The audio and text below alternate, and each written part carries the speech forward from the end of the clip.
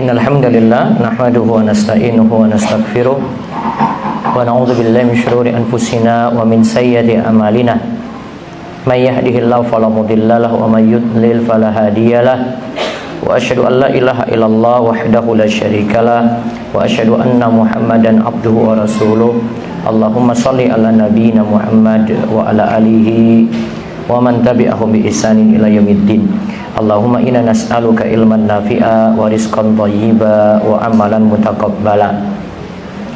Kita bersyukur pada Allah atas nikmat dan karunia yang telah Allah anugerahkan pada kita semuanya. Selawat serta salam semoga tercurah pada Nabi kita yang mulia, Nabi kita Muhammad sallallahu alaihi wasallam. Baik ibu-ibu sekalian, di kesempatan pagi ini kita akan kembali melanjutkan buku Takdir Allah Selalu Baik, di mana kita masuk kepada pembahasan rezeki di halaman 117. Apa itu rezeki? Para ulama jelaskan rezeki itu huwa kullu ma tantafi'u bihi mimma abahallahu laka. Segala sesuatu yang bermanfaat yang Allah halalkan. Rezeki adalah segala sesuatu yang bermanfaat yang Allah halalkan.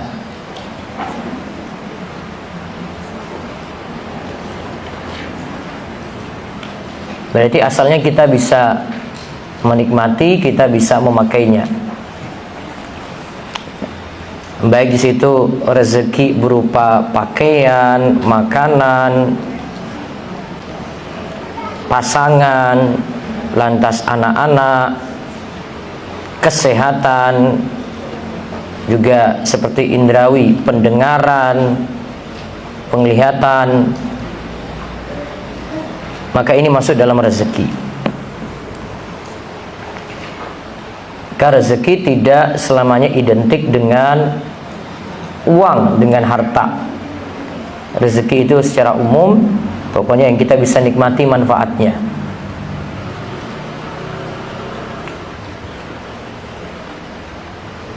Di dalam doa-doa memang juga digunakan lafaz-lafaz tertentu seperti Allahumma inni as'aluka ilman nafi'a wa rizqan thayyiba wa amalan mutaqabbala. Ya Allah, aku mohon kepadamu ilmu yang manfaat, rizki yang thayyib, yang halal, dan amal yang diterima. Maka di situ ada permohonan minta rezeki, namun dikaitkan dengan kata thayyib. Dikaitkan dengan kata thayyib, yaitu halal. Maka dalam doa tersebut kita minta kepada Allah rezeki yang halal.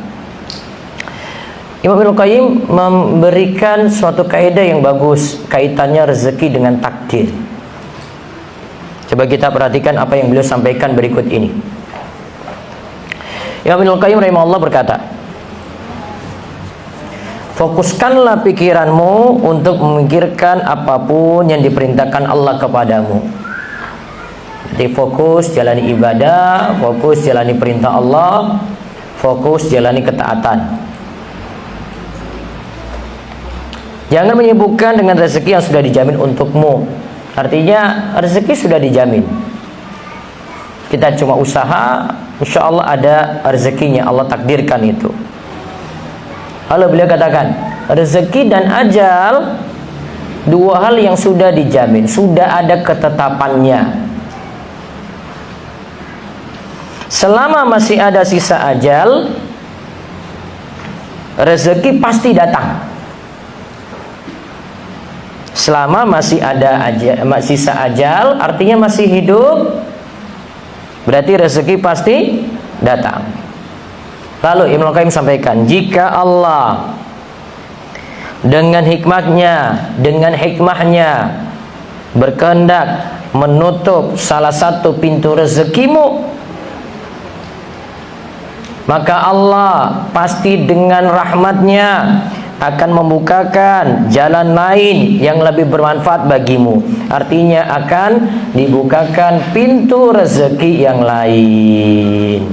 Ada hikmah, ada rahmat Allah.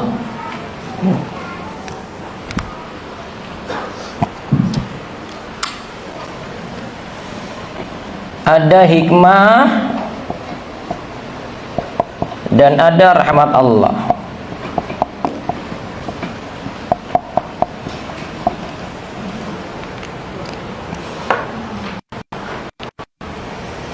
Dengan hikmah Allah, pintu rezeki ditutup. Ada yang rezekinya ditutup.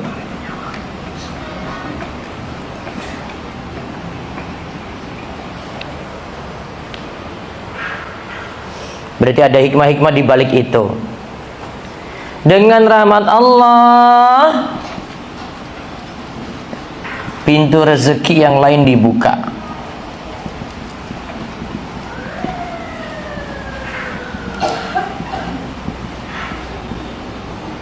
Yang satu dengan hikmah Allah, yang satu dengan rahmat Allah.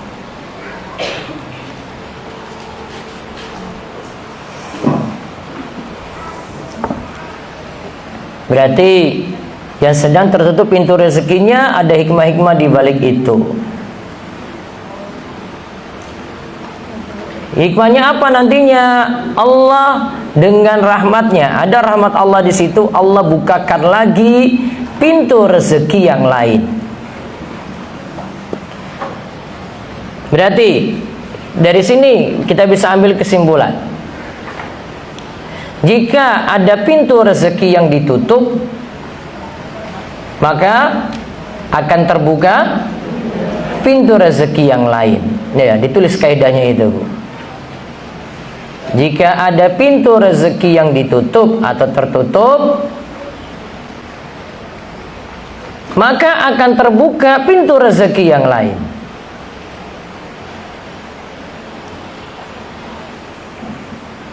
Tuh, kaidah memahami rezeki kayak gitu, Bu. Gak mungkin semuanya tertutup. Ada 10 pintu, 10-nya ketutup semuanya, gak mungkin, Bu. Boleh jadi sementara ditutup 10, tapi nanti ada terbuka lagi yang lainnya. Ada pintu-pintu yang lainnya lagi yang banyak. Nah, pemahaman ini atau kaidah ini, Ibnu Qayyim tidak memakai dalil Al-Quran dan As-Sunnah dulu di sini, Bu. Tapi beliau bawa ke pemahaman logika dulu yang kita sudah alami sendiri dan kita semua sepakat untuk itu. Artinya kita tidak berselisih dalam hal ini. Beliau ngantar ke logika. Coba perhatikan di sini, beliau katakan, renungkanlah keadaan janin. Karena kita berasal dari situ. Lihat, ini kalimat pertama. Makanan datang kepada janin tersebut berupa darah dari satu jalan, yaitu pusar. Berarti lewat satu pintu rezeki. Pintu pertama saat kita berada dalam kondisi janin. Berapa pintu rezekinya, Bu? Satu. Lewat mana tadi? Tali pusar ibu. Sudah pernah ngalami itu nggak, Bu? Sudah. Masih ingat? Nggak tahu, nggak ingat apa-apa itu.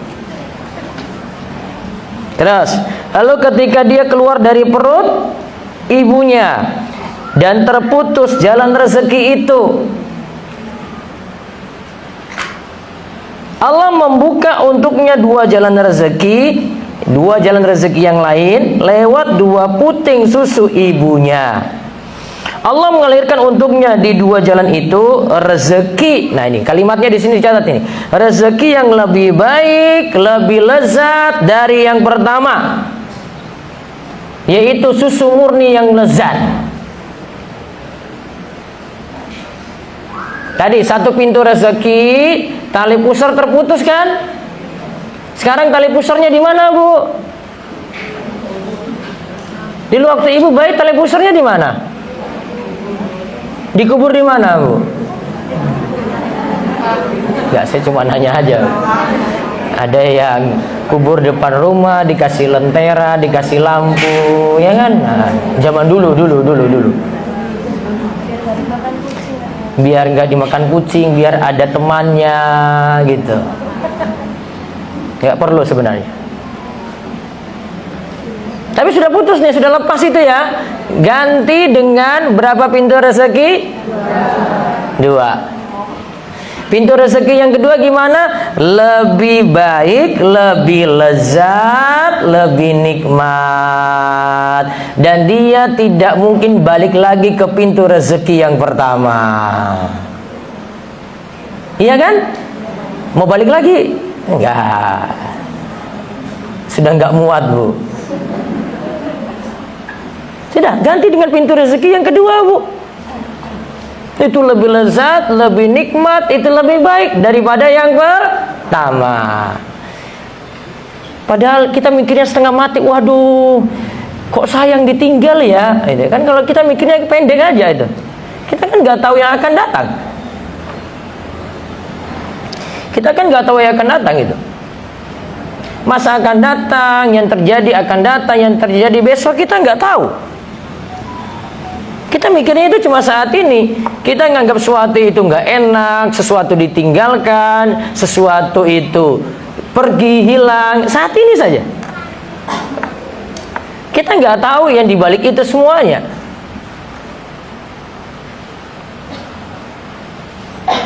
Lalu lanjut lagi, masih lanjut ceritanya. Kan nggak selamanya lewat puting susu ibu terus. Betul nggak, Bu? Oke, lanjut. Lalu ketika masa menyusui habis, berapa tahun? Hah? Berapa tahun? 2 tahun. Terputus 2 jalan rezeki tadi dengan sapihan. Ibunya lepas itu susuannya, lepas sudah haknya si ibu. Kan menyusui itu bukan kewajiban ibu kan? Betul nggak, Bu? Kewajiban, kata siapa? Menyusui anak itu haknya ibu, nggak boleh dihalangi. Bukan kewajiban. Apa bedanya hak dengan kewajiban? Hak itu berarti terserah dari yang punya hak untuk lakukan. Kalau kewajiban nggak dilakukan dosa. Kecuali bagi si anak tadi, ya, bagi si anak tadi tidak ada yang nyusui kecuali ibunya ini, maka ibunya harus nyusui. Maka kita tahu Nabi SAW sendiri enggak seterusnya disusui oleh ibunya. Ada namanya ibu susu Nabi SAW kan? Siapa ibu susu Nabi? Siapa? Halimah As-Sa'diyah. Siapa lagi? Suwaibah. Siapa lagi? Ummu Aiman, dan ada beberapa lagi.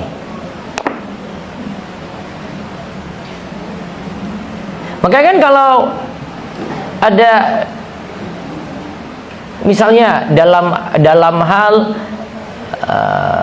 perceraian ini, misalnya si anak jadi dibawa oleh si bapaknya, jadi misalnya sengketa terus dibawa oleh si bapak. Terus anak ini ingin disusui gimana? Maka si ibu ketika nyusui berhak dapat upah. Berhak dapat upah di situ. Ya, berhak dapat upah untuk nyusui anak tadi.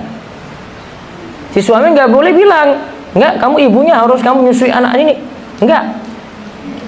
Tapi si laki-laki yang tanggung jawab di sini, saya mau nyusui itu, mana upahnya?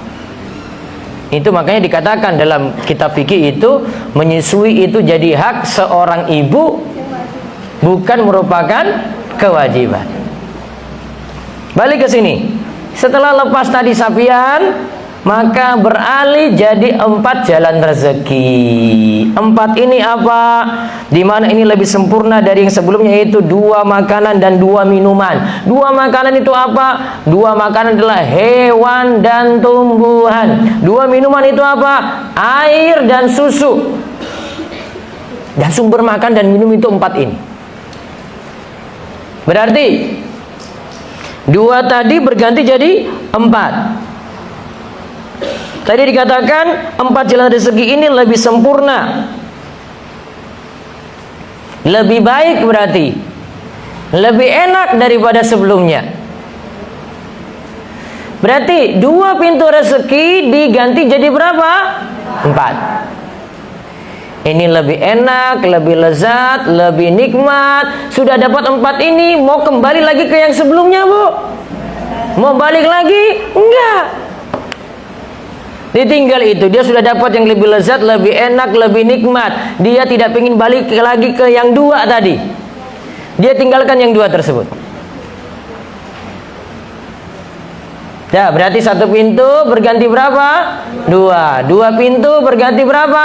4. Lalu masih berlanjut ceritanya. Lalu ketika dia meninggal, terputuslah 4 jalan rezeki. Sudah selesai. Namun Allah membuka pintu baginya 8 pintu surga. Itulah pintu-pintu surga yang berjumlah 8. Ia boleh masuk surga dari mana saja yang ia mau. Berarti 1 berganti 2, 2 berganti 4, 4 berganti berapa? 8. Tentu yang di surga lebih sempurna, lebih lezat, lebih nikmat dari apa yang didapat di dunia.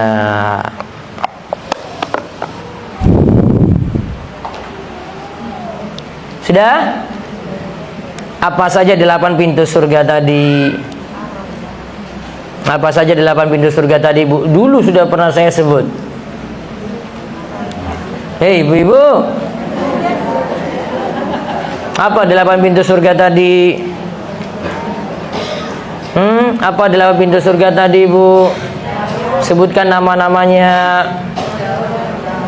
Apa, Bu? Surga Firdaus? Pintunya, Bu, bukan nama surganya. Aduh ya Allah, ibu-ibu ya Allah, semoga Allah beri taufik ya Allah. Ada hadiah nggak? Bu ini ada hadiah nggak? Siapa yang mau jawab? Dapat hadiah kan? Bu ini hadiah apa? Umroh gitu?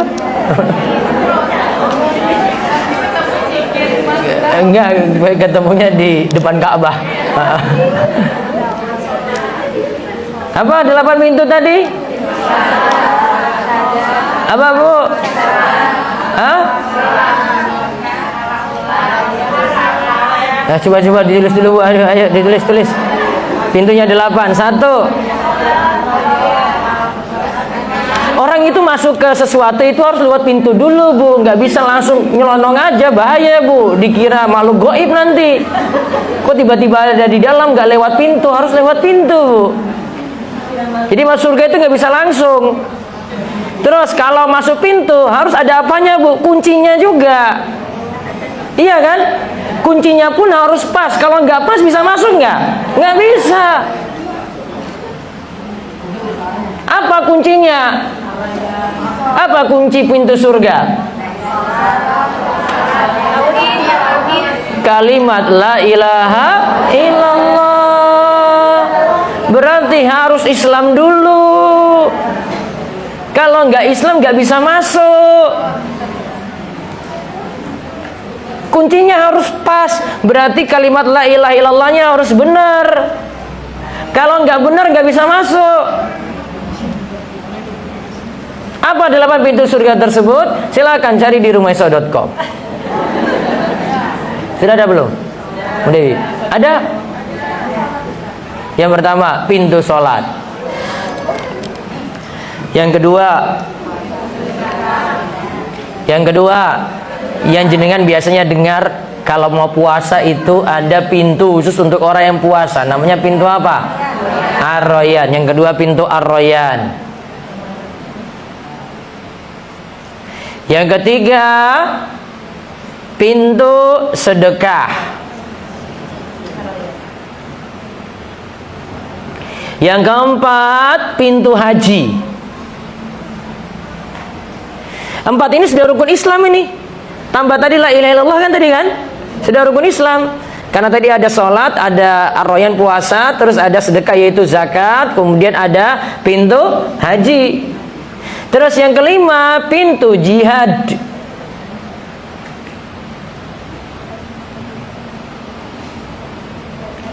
Yang keenam, pintu aiman. Aiman.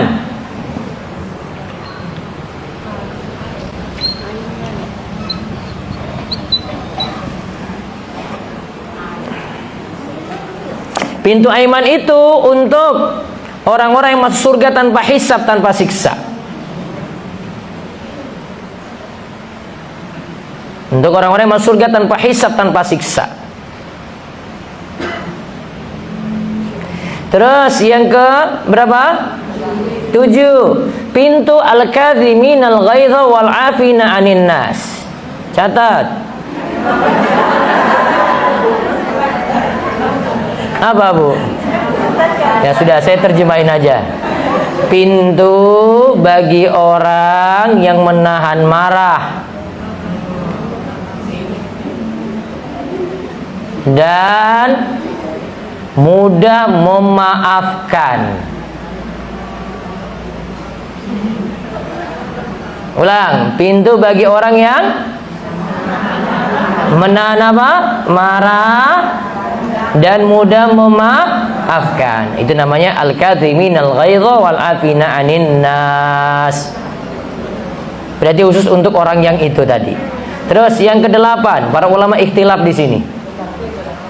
Yang ke-8 ada yang katakan pintu ilmu. Bisa tulis macam-macam namanya sini. Pintu ilmu. Ada lagi yang sebut pintu zikir. Ada lagi yang sebut pintu birrul walidain. Berbakti pada orang tua. Nah, sudah itu tadi 8 tadi itu. Cuma berselisih pendapat di poin nomor 8 saja. Coba diulang pintu nomor 1. Nah, pintu nomor 2. Ar-Rayyan, khusus untuk orang yang puasa. Karena Ar-Rayyan itu dari kata arri yang bermakna puas. Kenapa disebut puas? Karena ketika puasa itu orang itu menahan dahaga, menahan lapar. Nah, digantikan dengan kepuasan pada hari kiamat. Terus yang ketiga pintu apa? Sedekah. Situ ada sifatnya itu adalah infak, mengeluarkan untuk kebaikan, mulai dari nafkah, terus zakat, terus sedekah secara umum. Terus yang keempat apa lagi? Pintu haji, bagi yang berhaji. Pintu yang kelima apa? Jihad. Pintu yang keenam aiman. Apa tadi pintu aiman untuk siapa? Orang yang masuk surga tanpa hisab, tanpa siksa. Di dalam tekstual hadis disebutkan 70.000 orang. Terus yang ketujuh, pintu bagi orang yang menahan marah dan mudah memaafkan orang lain. Yang lebih berat itu sejatinya bukan menahan marah, Bu. Yang lebih berat itu apa? Memaafkan. Terus pintu yang ke-8 apa? Pintu ilmu. Ada yang sebut pintu zikir, ada yang sebut pintu birrul walidain.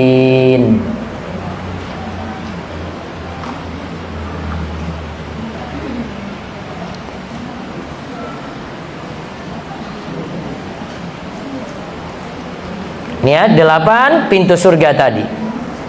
Nah, kita belajar di sini, ternyata Allah ganti itu pintu rezeki yang tertutup tadi diganti dengan yang lebih banyak. Dari sisi jumlah lebih banyak, dari sisi sempurna lebih sempurna, kebaikannya lebih baik, ya kenikmatannya lebih nikmat daripada pintu yang ditutup tadi. Dan rata-rata kita itu kecewa kalau sudah tertutup. Karena memang pikiran kita itu cuma melihat saat ini, tidak melihat yang besok-besok. Betul nggak? Coba lihat aja kalau ada bayi yang dia itu disapi, sudah lepas susuannya, nangis nggak dia? Wow, nangis berhari-hari itu. Waduh, dia nggak tahu besok itu ada yang lebih lezat, lebih nikmat. Kalau dia coba lagi, dia ternyata senang lagi, ya sudah dia tinggalkan yang sebelumnya, dia nggak mikir balik lagi. Itu gambarannya pintu rezeki yang tadi Imam Ibnul Qayyim itu katakan Allah tutup dengan hikmahnya Terus Allah buka lagi pintu yang lainnya dengan rahmat Allah. Dan ingat ya, mindset manusia itu apa? Kita hanya memandang cukup saat ini saja. Kita nggak tahu yang besok-besok, Bu. Jadi kadang itu membawa pikiran kita itu, karena kita mikir saat ini, bukan yang besok-besok, Bu. Yang besok kita nggak tahu. Oh ternyata, kalau sudah alami yang akan datang itu baru, oh ternyata, Bu, nggak ada masalah. Malah ini lebih bagus. Saya sebelumnya tinggalkan yang haram, kemudian saya berani tinggalkan itu, balik lagi saya tempuh jalan yang halal. Ternyata lebih nikmat yang ini ya daripada yang itu ya. Mungkin yang itu lebih banyak, tapi ini Allah ganti. Saya lebih berkah hidup saya, lebih jalani kehidupan lebih mudah. Terus Imam Ibnu Qayyim katakan, begitulah Allah tidak menghalangi hambanya untuk mendapatkan sesuatu, kecuali Allah berikan sesuatu yang lebih afdal dan lebih bermanfaat baginya. Jadi penggantinya itu lebih afdal, lebih utama, lebih bermanfaat. Hal itu tidak diberikan kepada selain orang mukmin. Nah, ini contohnya nih, yang alami ini, kenikmatan ini sampai di surga mendapatkan 8 pintu surga hanya orang mukmin. Karenanya Allah menghalanginya dari bagian yang rendahan dan murahan. Allah tidak rela hal tersebut untuknya, untuk memberinya bagian yang mulia dan berharga. Berarti Allah beri yang lebih baik. Nah, diingat baik-baik apa yang dikatakan oleh Imam Ibnu Qayyim lagi. Maka masihkah kita khawatir dengan rezeki? Ingatlah, rezeki selain sudah diatur, juga sudah dibagi dengan adil. Allah katakan, walau basatallahu rizqa li ibadihi labagha fil ardi walaki yunazzilu biqadari ma yasha. Innahu bi'ibadihi khabirum basir. Dan jikalau Allah melapangkan rezeki kepada hamba-hambanya, tentulah mereka akan melampaui batas di muka bumi. Kalau Allah itu lapangkan selapang-lapangnya, dibuat berlebih, rezeki dikasih banyak, tidak sesuai dengan yang diperuntukkan, yang layak untuknya, pasti dia akan melampaui batas. Tapi Allah menurunkan apa yang dikehendaki Allah dengan ukuran, semuanya sudah ada kadar masing-masing. Si A kadarnya sekian, si B kadarnya sekian, si C kadarnya sekian. Sesungguhnya Allah Maha mengetahui keadaan hamba-hambanya, lagi Maha melihat. Nah, Ibnu Katsir rahimahullah menjelaskan, Allah memberi rezeki pada mereka sesuai dengan pilihan Allah.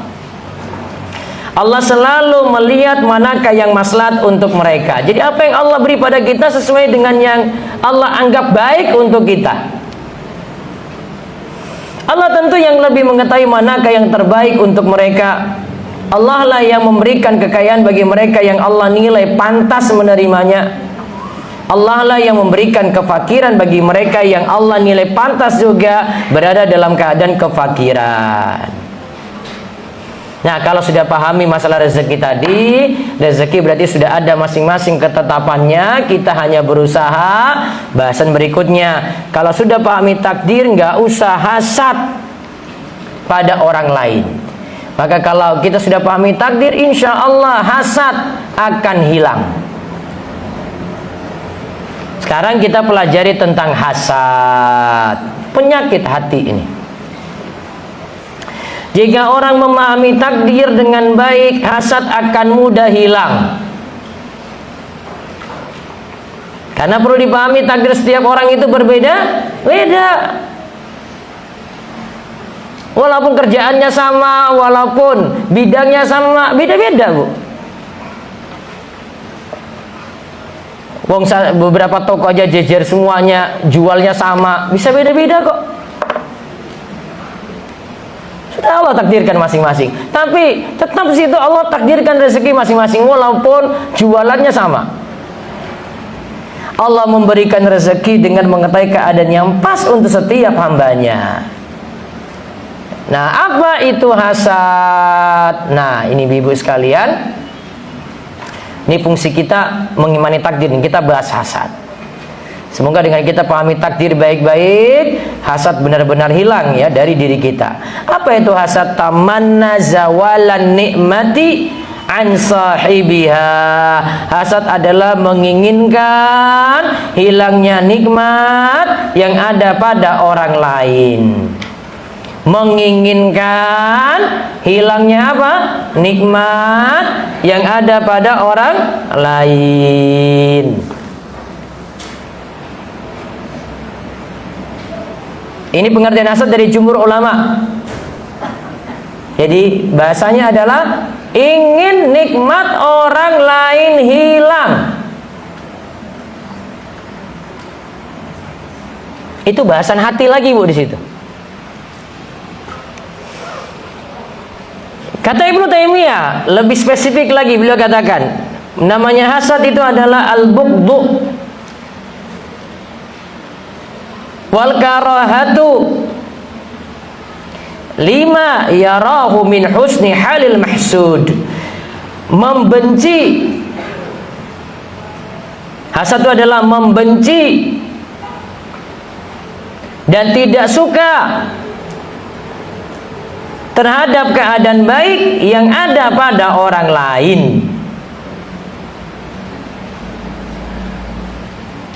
Jadi sedikit orang dapat nikmat saja dia sudah nggak senang. Ciri-ciri nggak senangnya itu kadang kalau lihat orang tersebut nggak mau ngobrol. Padahal biasanya ketemu itu normal-normal aja, tapi pas lihat gitu, sudahlah, dia pergi dari situ. Itu sudah hasad itu. Walaupun nanti ada sifatnya hasad, kata Ibnu Rajab itu, ada hasad yang dia cuma simpan aja. Ya cuma nggak senang aja. Dia simpan, dia nggak tampakkan itu. Dia berusaha tahan itu. Namun ada hasad itu yang timbulkan hal-hal yang lain yang jelek-jelek. Nanti kalau dia ungkap, orang tanya tentang temannya tadi yang dia hasad, mulai itu keluar. Oh tapi itu dia gini. Gitu. Bicaranya sudah jelek-jelek gitu. Entah nanti dia gosipkan, dia gibahin, dia fitnah, dia jadikan bahan obrolan. Itu. Bentuknya macam-macam. Makanya Rasulullah SAW itu ingatkan tentang hasad ini dalam hadis disebutkan, la tahasadu, janganlah kalian hasad. Wala tanajashu, jangan lakukan jual beli najis. Sini saya terjemahin, menyakiti dalam jual beli. Maksudnya apa? Dia buat penawaran yang membuat orang lain itu tertarik untuk beli. Najis itu dia buat penawaran yang buat orang tertarik untuk beli. Sedangkan yang nawar ini sebenarnya dia tidak mau membeli itu. Bahasa yang lainnya kalau zaman saat ini, najis itu bentuknya sengaja beri komentar yang baik pada produk yang sebenarnya orang tidak suka dengan produk itu. Suruh beri testimoni, padahal waduh kemarin dia kirim saya paket semuanya cacat kok. Dia bayar 50 follower, kemudian beri komentar di situ semuanya. Buat komentar yang semuanya itu mengelabui pembeli-pembeli yang lain. Akhirnya semuanya mau beli gara-gara ada testimoni tadi. Itu najis kalau dijual modern saat ini. Kalau dijual belian dulu itu penawaran seperti yang ada pada lelang. Lelang secara asal hukum boleh, tapi ada yang sengaja nawarin barang sampai harganya jadi tinggi, padahal dia itu sekongkol dengan yang punya barang. Barang jadi tinggi, cuma gara-gara itu aja.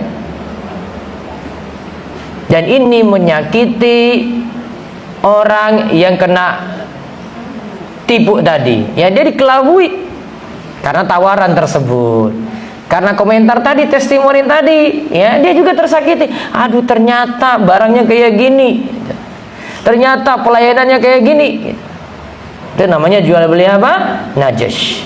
Terus wala tabaghadu, janganlah saling benci. Wala tadabaru, janganlah saling mendiamkan. Tadabar itu artinya saling membelakangi, nggak mau ngobrol. Saling mendiamkan dalam syariat Islam itu hanya 3 hari, wahai ibu-ibu, bukan 1 minggu. Kecuali kalau punya masalah yang besar, seperti kisahnya Ka'ab bin Malik ketika dia itu ditahdzir, dia diingatkan karena dia tidak mau ikut dalam suatu peperangan, cuma karena alasan duniawi. Kemudian Nabi SAW boikot dia. Nabi diamkan dia itu. Sampai-sampai dia merasakan itu, waduh dunia kok sepi sekali, nggak ada yang mau ngobrol dengan dia. Karena ada masalah itu lebih daripada 3 hari.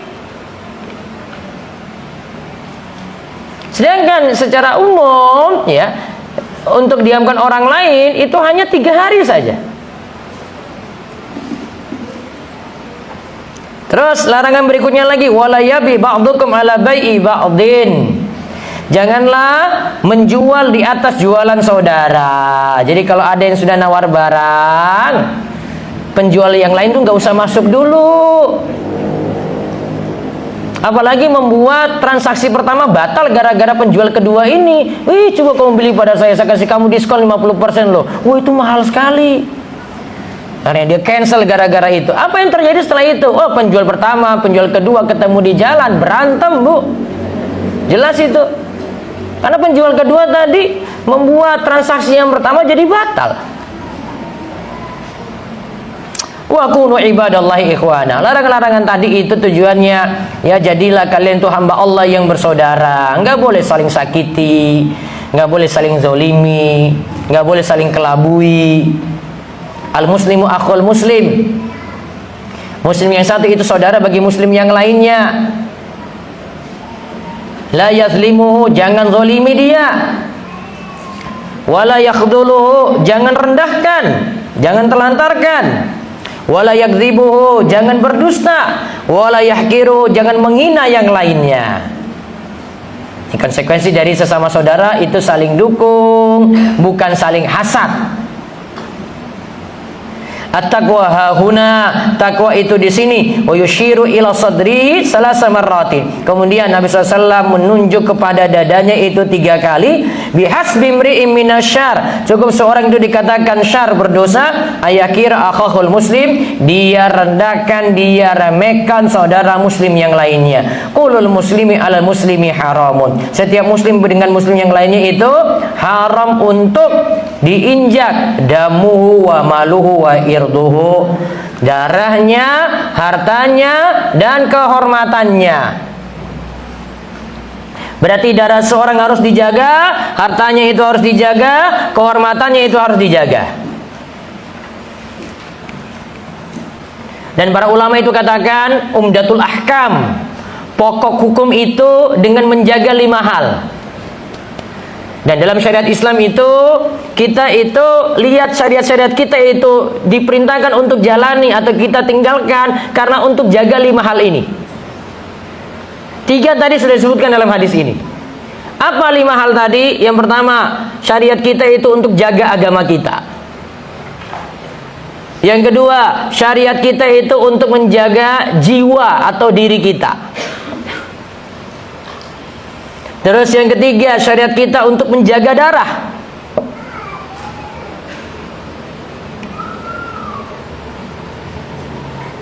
Terus yang keempat, untuk menjaga harta.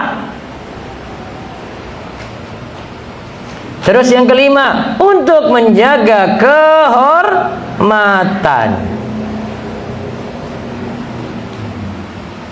Nah, itu tadi ada yang satu yang kurang.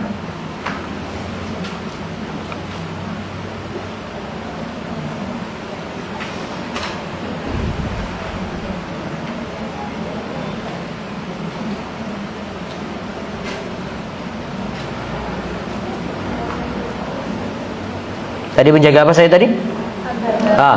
Berarti tadi digabungkan antara jiwa dengan darah itu jadi satu. Pertama, baru 4 ini ya. Satu jaga agama, yang kedua jaga apa? Jiwa dan darah, jadi satu itu, jiwa atau darah. Terus yang ketiga jaga harta. Terus yang keempat jaga kehormatan lah. Terus yang kelima jaga akal. Menjaga akal.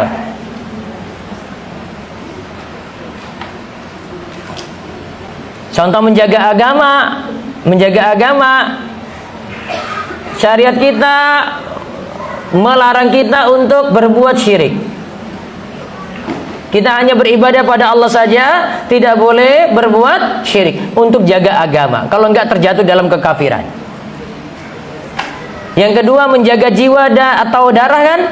Nah, berarti tidak boleh membunuh orang lain.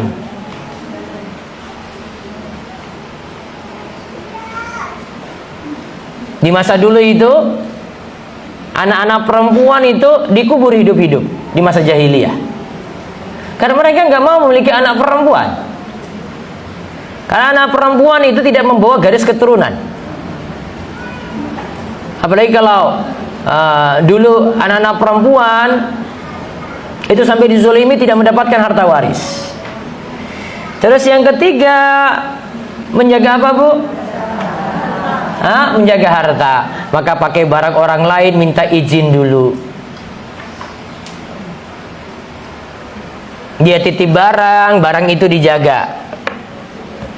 Dia titip untuk putar modal, benar-benar amanah. Ini semua untuk jaga harta orang. Terus yang keempat menjaga apa? Kehormatan. Gak boleh gibahin orang. Kaitannya dengan keluarga, biru walidain, berbakti pada orang tua, itu jaga kehormatan orang tua. Silaturahim, itu jaga kehormatan keluarga besar.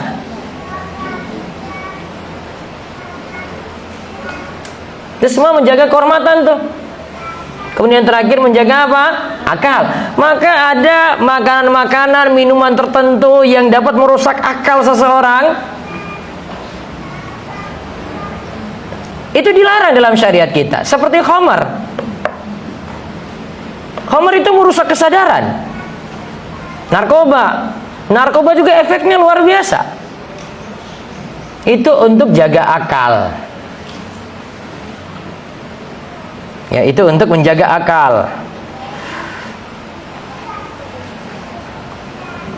Di antaranya lagi para ulama sebut menjaga akal itu bentuknya ya bertanya itu pada hal yang manfaat saja. Berbicara itu juga pada hal yang manfaat saja. Itu untuk jaga akalnya. Sehingga tidak terjerumus pada hal yang sia-sia. Termasuk ibu-ibu pada pagi hari ini itu belajar, itu untuk jaga akal juga, otaknya kerja, Bu. Walaupun sekarang nggak sekolah, Bu, otaknya dipakai daripada nganggur, Bu. Dipakai mikir terus, ya kan? Mikir nih, otaknya jalan, Bu. Kan nggak kuliah lagi. Oh, Ustaz, saya nggak sekolah lagi, ya biar otaknya kepake ngaji, Bu. Pakai untuk berpikir, pakai untuk mengasah, pakai untuk mikir yang baik-baik, pakai untuk mikir yang manfaat. Nah, itu syariat kita menjaga 5 hal tadi. Lalu yang terakhir kita lihat 4 keadaan hasad. Pertama, ada yang berusaha menghilangkan nikmat pada orang yang ia hasad. Ia berbuat melampaui batas dengan perkataan ataupun perbuatan. Berarti sini ada tindakan. Dia tidak hanya nggak senang saja pada orang, tapi ada aksi di situ. Dengan perkataan, gibahin orang, ngomongin orang yang nggak benar, fitnah. Atau dari perbuatan, bisa jadi gibah dalam bentuk lirikan saja menunjukkan nggak senang. Tuh ibu itu tuh. Pakai kedipan mata aja bisa, Bu. Ini namanya hasad yang tercela karena hilangnya nikmat tadi, menginginkan orang lain nikmatnya hilang, diteruskan dengan aksi. Beda tadi yang saya sebut, dia diamkan saja itu. Dia tahan itu, beda Bu. Terus yang kedua, ada yang hasad pada orang lain tetapi ia tidak menjalankan konsekuensi dari hasad tersebut. Ya, ini tadi saya sebut, dia diamkan, dia tahan, dia tidak luapkan, tidak muncul dalam perkataan, tidak muncul dalam aksi perbuatannya. Di mana ia tidak bersikap melampaui batas dengan ucapan dan perbuatannya. Al-Hasan Al-Basri katakan bahwa hal ini tidak berdosa. Maka ditahan saja. Kalau nggak senang, diam-diam aja sudah. Terus yang ketiga, ada yang hasad dan tidak menginginkan nikmat orang lain hilang. Bahkan ia berusaha memperoleh kemuliaan semisal ia berharap bisa sama dengan yang punya nikmat tersebut. Berarti ingin sama dengan orang lain. Tapi para ulama rinci ada dua. Bisa jadi ini dalam urusan dunia. Saya ingin sama dengan dia dalam hal dunia. Dia punya kendaraan, saya juga ingin punya kendaraan seperti itu. Bisa jadi dalam urusan agama. Oh, dia itu bisa ngaji benar, saya juga bisa ngaji benar harus. Maka rinciannya jadi dua. Jika kemuliaan yang dimaksud hanyalah urusan dunia, maka tidak ada kebaikan di dalamnya. Contohnya keadaan seorang yang ingin, wah saya ingin kaya seperti Qarun. Kalau tambah sifat Qarun di sini ya berarti serakah di situ. Serakah, pelitnya luar biasa, malah jadi dosa. Ya laitalana misla ma utiya Qarun.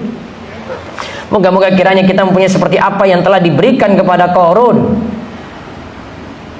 Namun jika kemuliaan yang dimaksudkan adalah urusan agama, inilah yang disebut ghibtah. Sama dengan orang lain, tapi untuk urusan akhirat, urusan ibadah. Oh, ibu itu tuh kalau ngaji itu semangat sekali ya. Oh, itu kalau dia baca Al-Quran, Masya Allah bagus sekali. Nah, saya pingin seperti itu, pingin sama dalam hal agama. Namanya apa tadi? Ghibtah. Cemburu dalam hal kebaikan. Ini bagus atau tidak, Bu? Bagus, berpahala. Maka kalau pingin sama dengan orang lain, sama saja dalam urusan akhirat. Dari Ibnu Umar radhiyallahu anhuma, ini hadis yang menerangkan tentang ghibtah ini. Rasulullah sallallahu alaihi wasallam bersabda, "La hasada illa bisnataini." Tidak boleh hasad, yaitu hasad yang baik yang tadi kita sebut ghibtah, kecuali dalam dua keadaan. Rajul atahallahu malan fa yunfiqu minhu ana al-laili wa ana an-nahar. Yaitu hasad pada orang yang Allah berikan kepadanya harta. Hartanya dia pakai untuk jalan kebaikan. Di sini sebut infak. Infak itu mengeluarkan harta untuk kebaikan saja.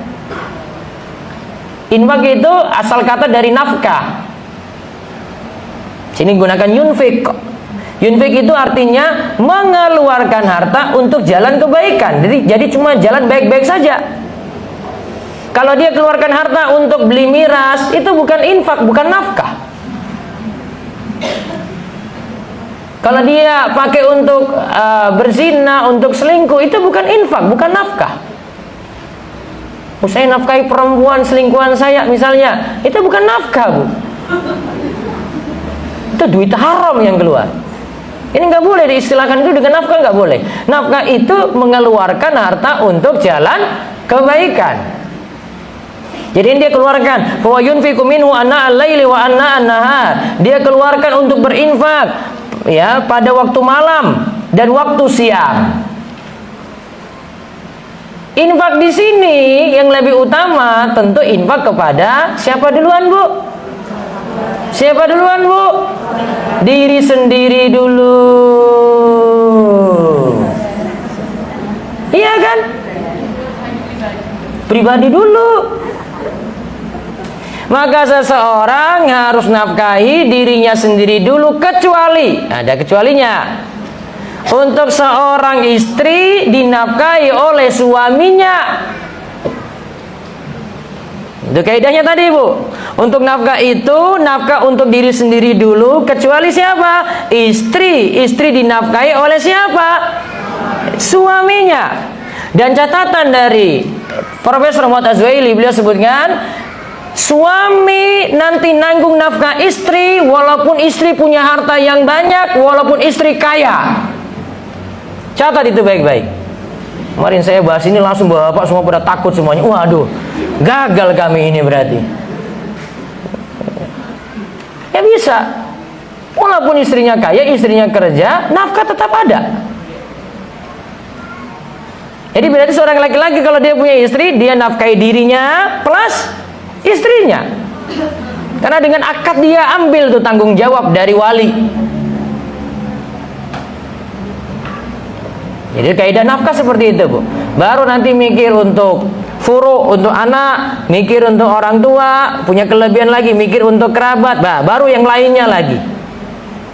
Maka kalau pelajari hadis ini gambarannya apa? Bukan sedekah terus keluar.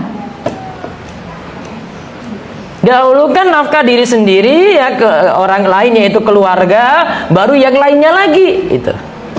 Wa rajulun atahallahul qur'ana, dan ada orang yang Allah anugerahkan kepada dia Al-Qur'an, fahuwa yaqumu bihi anna al-laili wa anna an-nahar. Dia manfaatkan Al-Qur'an tadi, dia baca pada malam hari dan pada siang hari.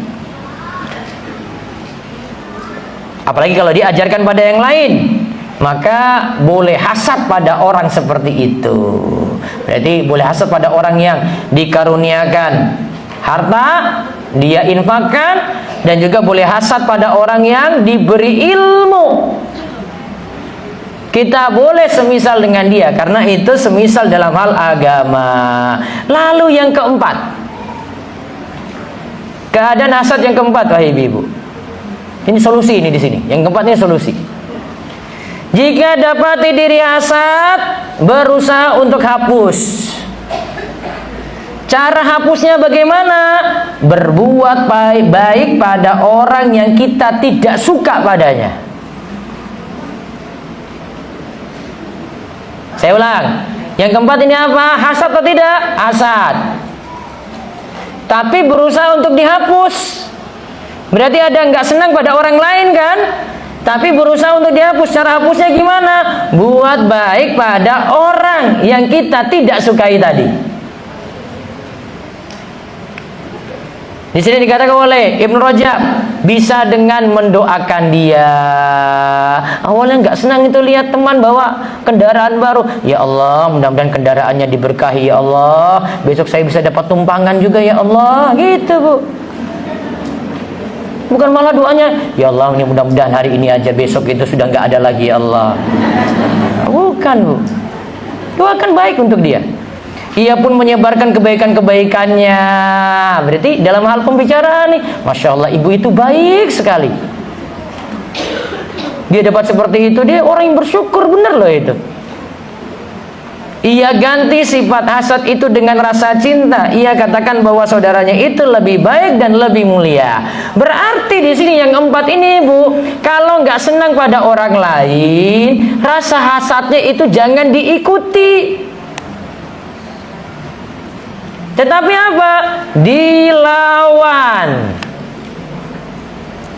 Lawannya berarti yang bertentangan dengan tadi. Tadi kan gak senang, dia punya sesuatu toh, kasih sesuatu lagi untuk dia. Mbak, ini saya ada kasih kue ini enak gitu ya, padahal lagi hasad sebenarnya. Berarti kalau ada yang kirim kue, bisa ada sesuatu itu, Bu. Cara lawannya kayak gitu. Jadi nggak senang itu bukan dituruti. Wah nggak senang terus, nggak. Itu penyakit hati, Bu. Hati jadi nggak tenang loh. Boleh jadi ibu itu nggak tidur berapa hari itu cuma gara-gara itu saja itu. Kirim sesuatu kayak ke dia. Kasih kue, kasih apa ke? Ya. Atau kirim pesan ke dia, doakan dia gitu loh. Ini kan tadi disuruh doakan itu, sebar kebaikannya. Berarti dilawan. Bentuk keempat inilah tingkatan paling tinggi dalam iman, kata Ibnu Rajab. Berarti yang keempat ini apa? Hasadnya dihapus. Yang memilikinya itulah yang memiliki iman yang sempurna. ia mencintai saudaranya sebagaimana ia mencintai dirinya sendiri. Maka rajin-rajin beri sesuatu pada orang lain, gitu ya, biar nggak apa Bu, hasad. Enak Bu, jadi hidupnya ditenang Bu. Bukan hasad dituruti terus, diikuti terus, nggak bisa tidur nanti Bu, stres nanti Bu. Bisa-bisa dia yang punya sesuatu, ibu yang masuk rumah sakit. Jadi jangan dituruti itu. Semoga Allah beri taufik dan hidayah pada kita semuanya. Wallahu a'lam bishawab. Baik, itu saja yang kita bahas untuk kesempatan pagi hari ini. Semoga jadi ilmu yang manfaat. Insyaallah pertemuan berikutnya kita akan bahas tentang masalah lanjutan rezeki, ya, tentang sabar. Semoga Allah karuniakan kita rezeki yang halal dan Allah karuniakan kita sifat kesabaran. Demikian wabillahi taufiq wal hidayah wa ridha wal inayah. Wassalamualaikum warahmatullahi wabarakatuh.